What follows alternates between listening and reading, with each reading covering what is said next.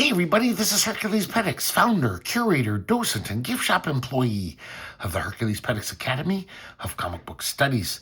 Tonight we're going to be looking at Sin City, a 1973 underground from Great Britain, published by Cosmic Comics, the prime purveyor of underground comics in England at the time. This is another really good underground. I'm really loving these English undergrounds. We just looked at one a few weeks ago, but I got this one too, so I figured we should look at it. Love this cover. The art's not that great, but this logo, the coloring, really striking. I mean, the art's okay, but it's just whatever. But I love this logo and just how this looks. It definitely makes you want to buy it. So let's crack this open. So we have this inside front cover by, it's just signed JT, but it's this guy Joshua Thomas, according to Grand Comics Database. I don't understand it at all. We see this guy walking around the street. His thought balloon is empty. And then at the end, he slaps himself in the face and keeps walking. I don't get it at all. Not a bad style, though. Kind of interesting. I wouldn't mind seeing more by this guy if he can actually convey a story at some point. So this first story is really fun. It's well, actually, we'll get to the title page in a second. So we see these kind of monkeys, and it looks, I think you're supposed to think it's the dawn of time. But we see a jet plane fly by. And we realize that there's these lines, like, why does the sky have this, straight lines? And we realize it's a giant building, and this plane comes out, flies behind it. One of the monkeys grabs a bone and throws it at the plane fruitlessly. And then all the monkeys get very angry. And obviously, a 2001 kind of parody, which, God, there were so many of those. Even to this day, they still parody that movie. As we pull out, we realize it's a zoo. Well, it's his national park ape enclosure. That's why. They're in a city. It's not the dawn of time. In fact, it's the future. So it's 2001, A Haze Odyssey. And this is the art's by Angus McKie, and the script is co-written by Angus McKie, Ian Penman, and Dick Pounton. And we see that it's a future world here. And I don't understand why it's called 2001 A Haze Odyssey, but it takes place in 1992. So it is the future. Everyone's wearing gas masks, and everyone's looking at this ape enclosure. And we see the city. This is London. And basically we're hearing lots of news reports, and we're seeing various people in the city. And we kind of suss out what this future world is like. It's kind of like the way we're heading. It's basically, there's a few very rich people. They call them the 2-milers because they can live 2 miles up. That's how big skyscrapers are in the future. Now, the reason why that's important, there's so much pollution, and basically everyone else who lives under the 2-mile limit, not only is it just they have to wear gas masks, but they can't even see the sun. It's a perpetual twilight there down in the streets. But we see these two rich types. They're sunbathing on their rooftop. They're 2-milers, of course. And they're complaining about the groundhogs, they call them, the poors running around. Of course, they have no sympathy. They're like, it's our taxes that pay for their damn welfare. Down at street level, we see this one guy in a gas mask. Almost looks like the Golden Age Sandman with his fedora and everything. And this guy's just a normal schlub. He's like, the damn subway's broken again. I'll have to walk past the sewers. Sure is scary. And we see a hand come out of the sewer lid, and we hear his scream. So there's some kind of chud-like activity in London. Now we see that rich couple. They're invited to this very ritzy party for the oi polloi. And just by hearing their discussion, they put in lots of kind of world building stuff, just to let you know what this world is like. This one author actually spent 2 months living on the ground level with a gas mask and everything, almost like an investigative reporter. And everyone's like, oh my God, that takes a lot of guts. These people are obviously very sheltered. They talk about the sewer people. I guess they've been dumping so many toxins that there's lots of mutations. And they also talk about this,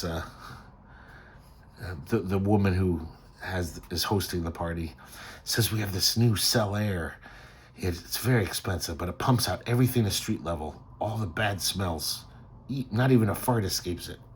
Now we see that woman from the beginning, the rich woman, she's taking a shit. And when she flushes, the poop just goes out and falls down a street level, falls on another gas masked, fedora wearing guy. Now we see people watching TV, so we get a little more sense of this crazy world. And people are watching like info robots deliver the news. I don't know why people can't do it, but I guess robots are better newsmen. It's interesting how this the male host of this party says, "Hey guys, look, I got a new wall TV." And even though it is 2025 or 2026, this is very science fiction-y. There's robots. But yeah, my friend has a TV almost that big on his wall. He's got one of those giant flat screen TVs. So they talk about how the Thames is on fire due to so much pollution. There's an ad for some fresh air aerosol can. Now we see the people down below, the groundhogs. They have to wear their gas masks all the time, even inside the house. The sewers are overflowing. And now we see the sewer mutants. And they're going around eating people.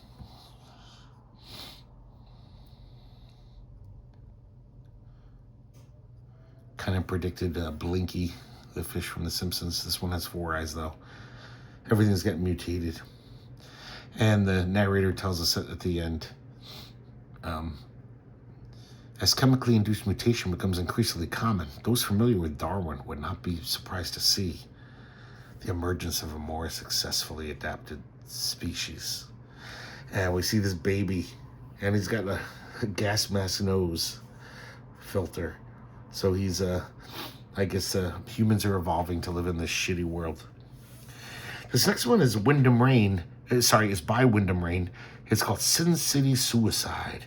And this is we just saw him in that other underground comic that I looked at a few weeks ago. The name is escaping me right now. Oh, Zip Comics. It was the magazine-size English underground. And I really like this one. I liked Wyndham Raine stuff in the other issue. This one is, I think, terrific. First of all, I love this crazy logo. And we see this guy's face. And I don't know what this, like a man that's like a house, he's jumping out of this guy's eyeball, saying, "Goodbye, cruel world." I guess it's like a play on the fact that people jump out of buildings when they want to commit suicide. So this building is jumping out of this human's eyeball, like it's a window. I don't really care. It's really beautiful. I really like his art in this. But I also love the shtick of this comic because over the next few pages, we just see all these random inanimate objects killing themselves. Even the moon hangs himself. This alarm clock, who's so tired of, his bells going off every day, he beats himself to death. He just pounds on himself until he breaks. When this guy wakes up to eat his breakfast, the milk says, "I can't go on." And when he pours the milk out, he basically is it's his last drop comes out of him. He's dead. We see all the cereal getting drowned, the cornflakes, and the butter stabs himself. He's like, I've had enough of this. The egg shatters himself. The toast says, it's no good, I've got to go. He plunges into the toaster. Even the coffee, the liquid coffee, is like, it's the only way out. And, as he goes down this guy's throat, this match lights himself. The cigarette lights itself from the burning match. She says, I can't live without him. I'm sorry, I forgot to mention the match says, she's driving me bonkers. And his girlfriend, the cigarette, says, I can't live without him. And then as the guy runs out the house, the human runs out of his house to get to work, he says, tasty, as he smokes that cigarette. Look at this great art. I love this line work. I know this sounds crazy, but this comic kind of reminds me of Wyndham McKie. It almost seems like some weird Dreams of a Rarebit Fiend episode. It's it's very whimsical and I think it's funny as hell, even though it's about suicide. But just the fact that it's all these silly, inanimate creatures committing suicide. Really good stuff. Oh, I'm sorry, we're not done. So the guy gets in his car, and of course the car is suicidal. He says, I'm going to end it all, and he drives off this freeway. And now we see it all crushed and crashed. And this other car comes up and says, but it's a mortal sin. And she cries. And then her tear even says, I'm going to jump. And the tear commits suicide. Oh, that's a good one. So next we have Paul Simmons, and this is No Hiding Place. He had some writing help from the Cosmic Crew, it says, whoever that is. And this is like a crime drama. We about a year ago, we looked at Paul Simmons' underground comic from England. Sorry, I can't remember the name. But if you go into the search engine and look up Paul Simmons, I'm sure it'll come up. But it was a solo underground, pretty much the same thing, like a crime, crazy drama. And kind of draws in a straight style, like he probably could have drawn for the Warren magazines or something, or whatever the English equivalent was. So we're in Soho, London, kind of written like in a film noir style, Bright lights, big city, playground for the world's tourists, refuge for 1,000 villains, a good place to stay ahead.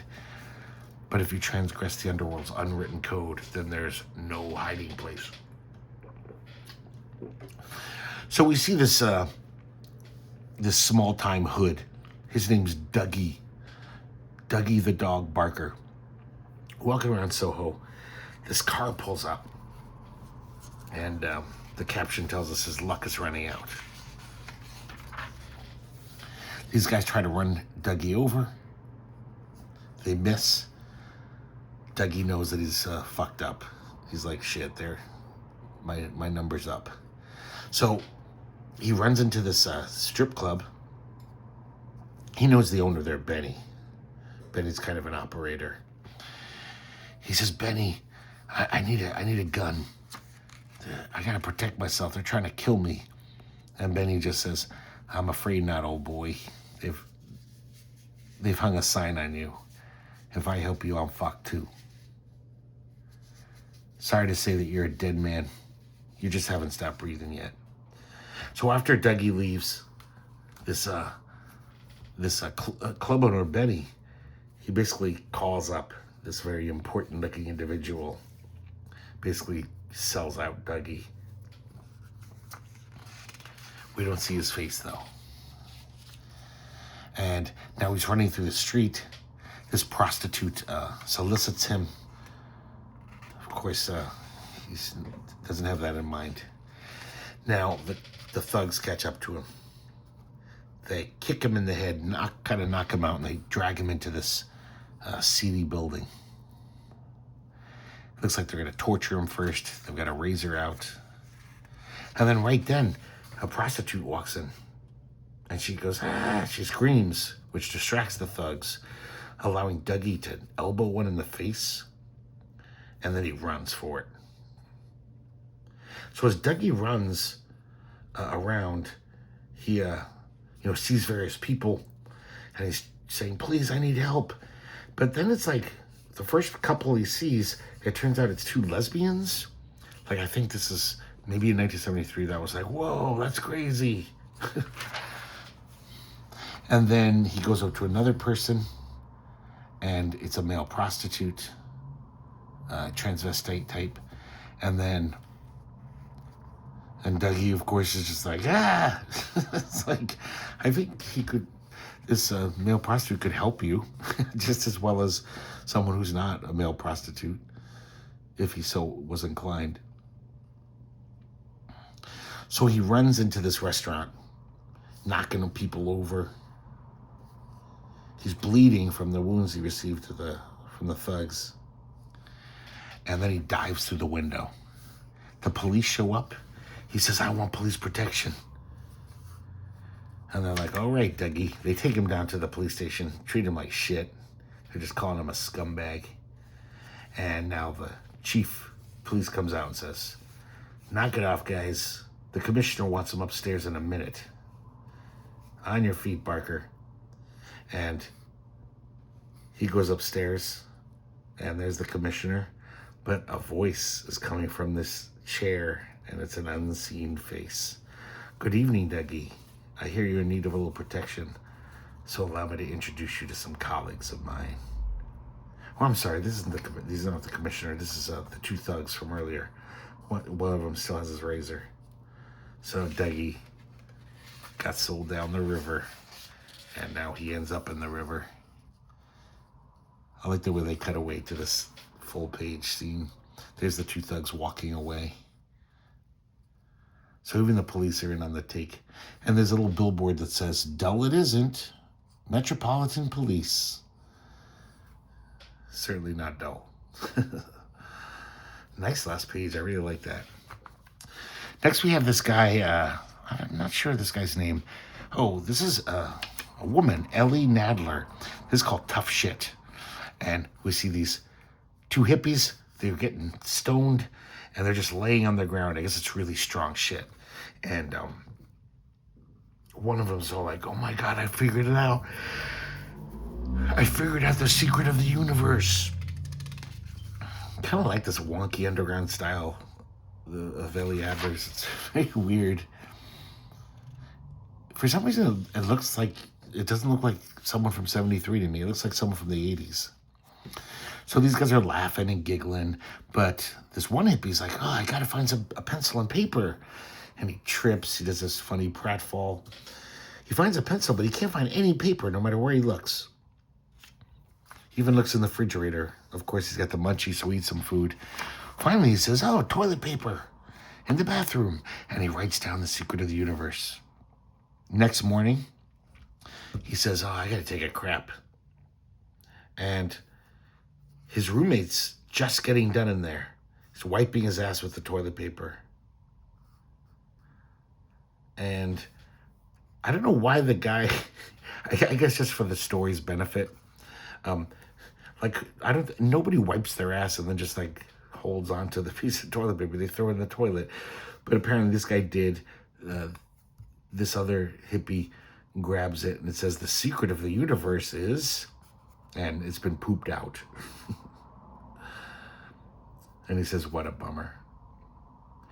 Now this is interesting because this person, because Ellie Adler, I guess, isn't the best artist. The way she did this poop smear, when I first looked at it, I thought it was like a hole in the paper. And so I think she realizes this. And there's even a note, for the benefit of our slower readers, this is a smudged turd. Kind of funny.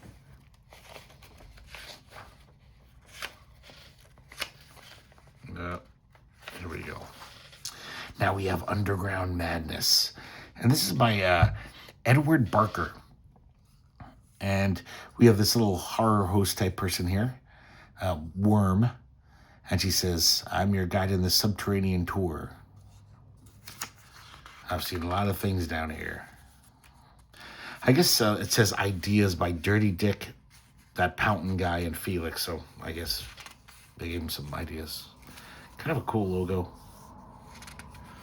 So these people waiting to get on the subway. And it's very, very odd strip. It says it was a normal night. The usual crew of late night commuters And it says not the sort of people you'd expect to eat one another, but wait and see. So the last train goes down the tunnel, but never came out.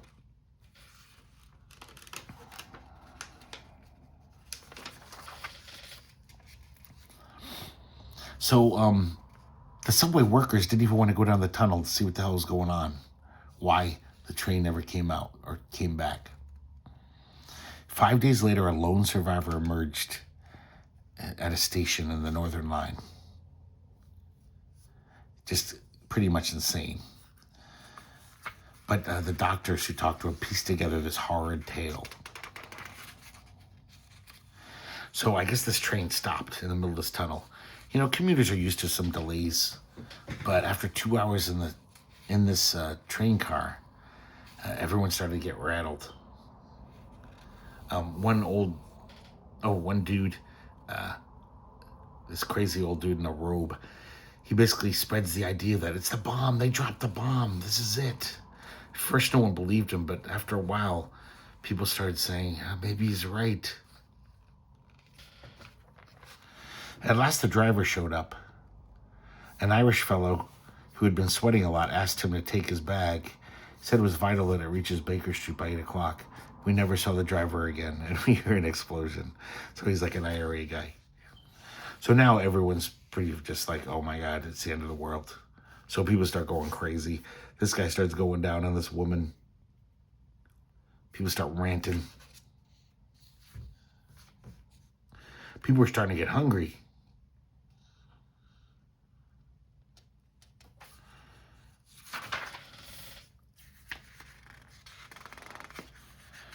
A couple of old gay guys volunteered to be eaten.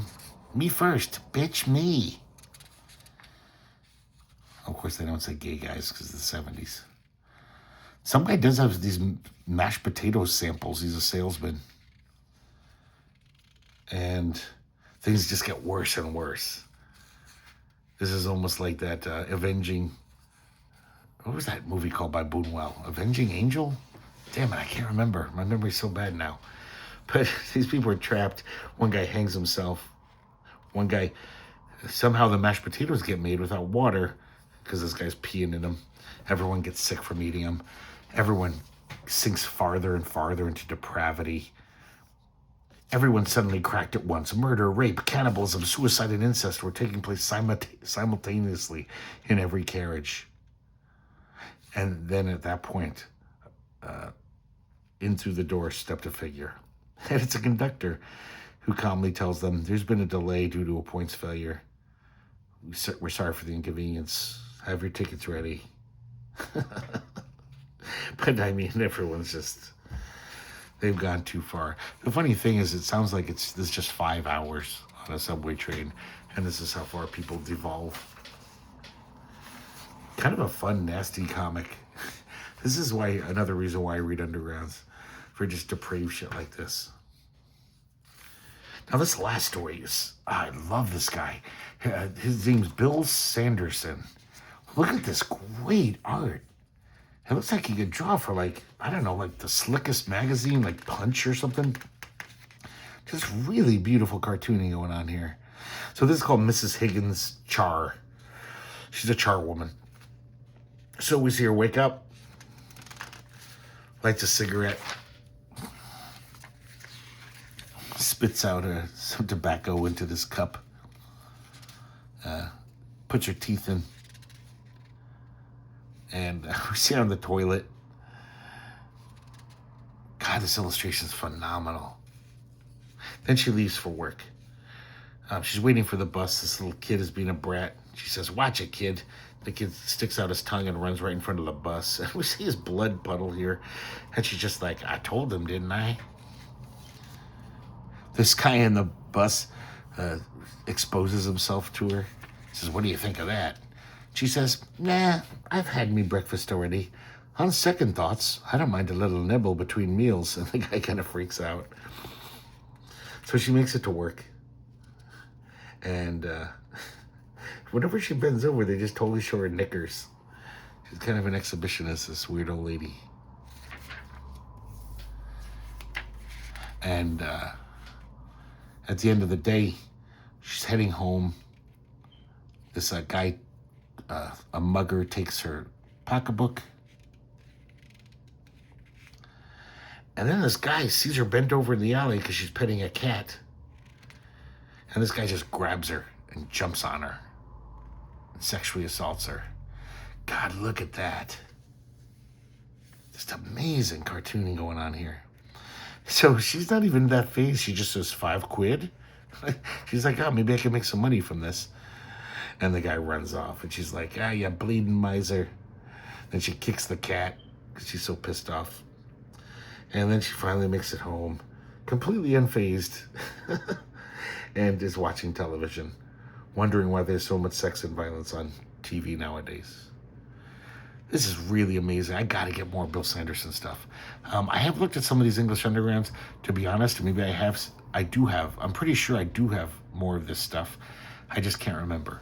I've shown off probably 5 or 6 Undergrounds from England since the channel started. And this guy does look familiar. But this is really good. I can't believe what a great stylist. This amazing line work, the inking. It's almost like woodcut or something. It's very interesting. And we have this back cover, and I couldn't find out who did this, and but it's really just an ad for Oz. Oz was a very hippie kind of underground newspaper in England. I just know about it because reading old comics journals, they were always getting busted. It sounds like for obscenity. They were really ticking off the authorities in England. So this is a little comic, but it's really totally an ad for Oz. I guess there's a new issue out. It's the last issue. I think they got tired of fighting the law. The law won. But not bad. Kind of interesting cartooning, kind of fun. So, I mean, it's basically a comic. So there you go, guys. Sin City Comics. This is the only issue they ever made. I really like this Underground. Pretty damn good. And I like how the English Undergrounds, too, are also more, ecumenical. They'll have, like, a totally goofy underground comic about smoking pot or whatever, from the R. Crumb school. But then they'll have, like, stuff from the Slow Death school. They'll have, like, science fiction, weird shit like that in the same issue. And that was more rare in American comics theater. There was Skull and Slow Death and those kind of comics, which had that kind of EC homages. And then there were the guys like Bill Griffith, who hated that shit and just wanted to, tell satirical stories, humor, and whatever. But I guess that's it for this episode. Hope you guys enjoyed looking at this. I'd never heard of this. I just found it 2 weeks ago at the Excalibur comic sale here in Portland. They're one of the few stores that still has like at least 2 boxes of Undergrounds. Most places it's really hard to find these old Undergrounds. But just the cover blew me away. I was like, fuck yeah. And I think I got it really cheap. I can't remember, but it was half off. So I think I paid like $3 for this, maybe 4. So it's a good deal and also a damn good comic. So hope you guys liked it, and I hope to see you next time here at the herculespetix Academy of Comic Book Studies.